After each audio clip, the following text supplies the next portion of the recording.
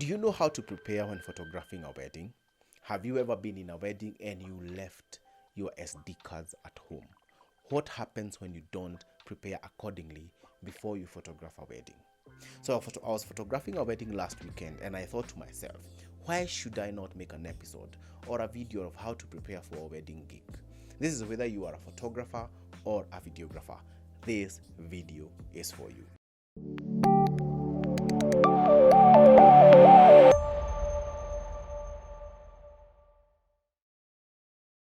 Hi great people, it's good to see you today as we talk about how to prepare for a wedding photography gig.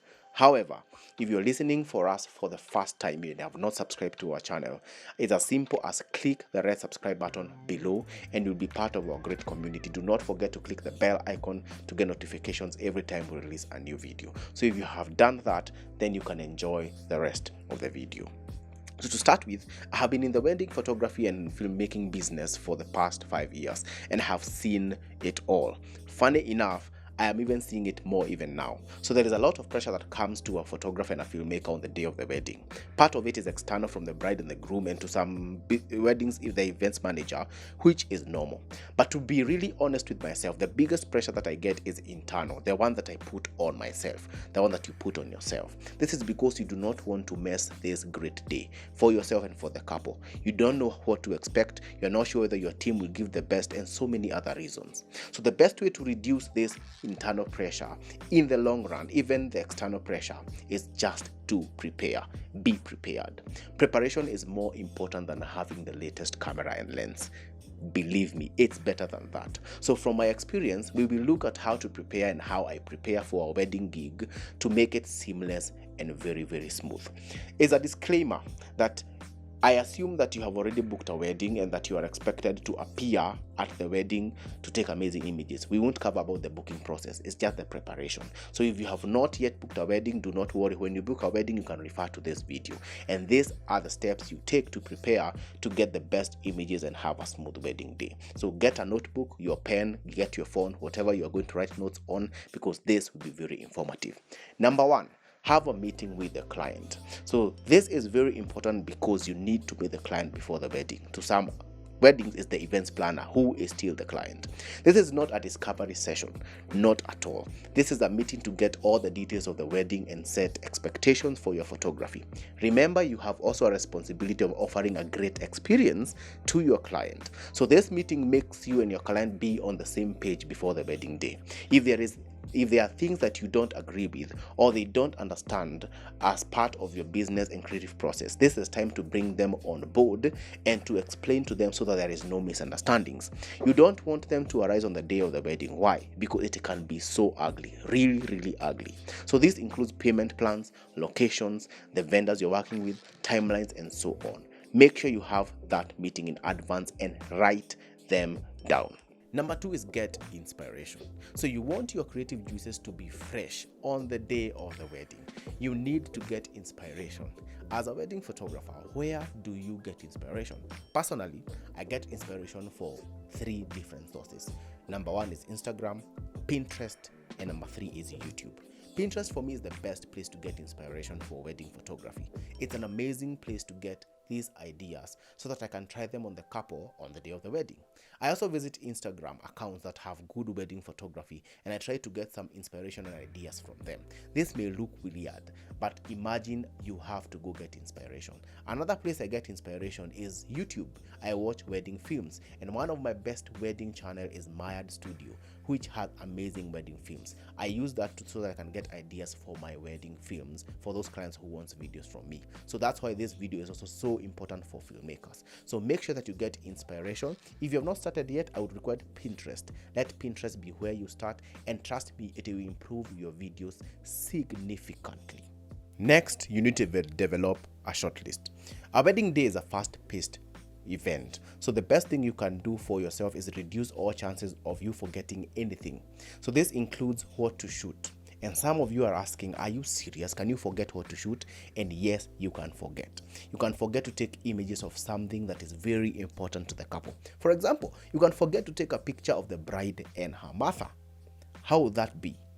So, how do you avoid that? you should have a short list that is on your phone that gives you all the shots that you need to get on the day of the wedding. And I have found out that this leads to me having around 90% of the whole day covered without missing a picture.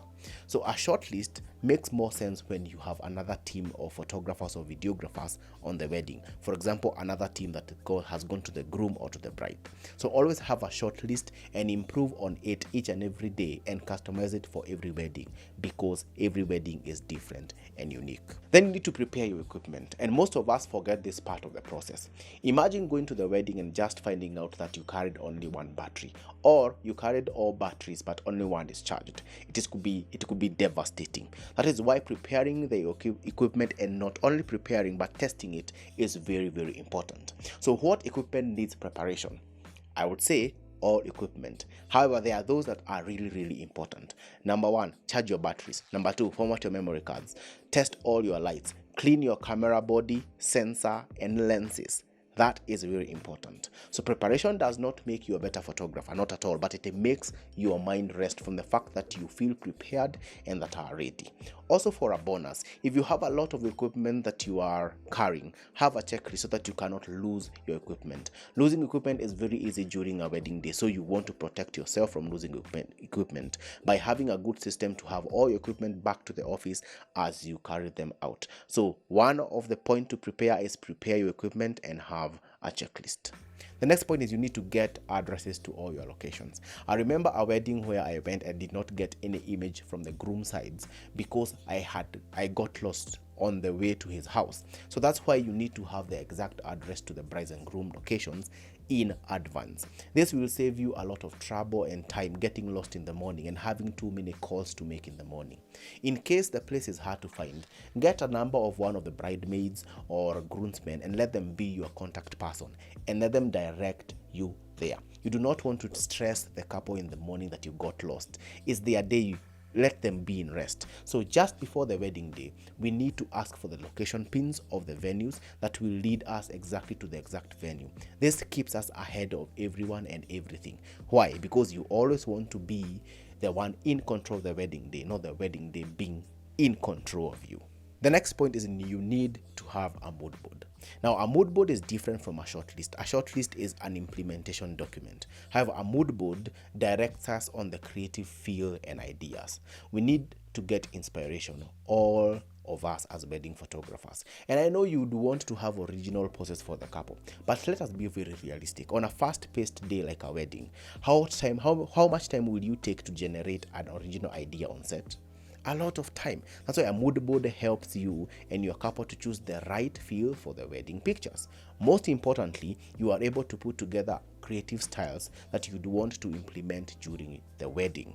So the best place to create a mood board that you can share with your client is Pinterest. So I have been using Pinterest for a while, but I did not know how to use it for my clients until my partner Sharon Kuria taught me how to do it.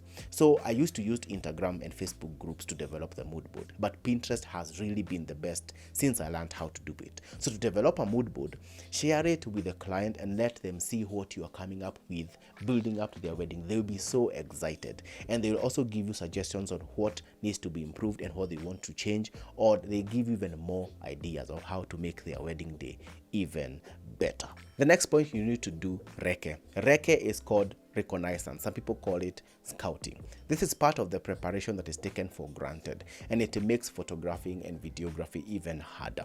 When you have not been to a place or to a venue, you do not want to assume anything. Why? Because you need to go look at it to see whether there's something you need to change or utilize it. If you have not been to a venue and it's not far from you, just go and check it out. You will find things that are in the venue that may need change, and at some point you may need even to add something. So that is what we call reconnaissance. Also, Reke can be on the day of the rehearsal. So attend the rehearsals and everything will be clear about how the wedding day will flow. Remember, the rehearsals are very important so that you can understand how the wedding day will flow. It will help you plan your day better.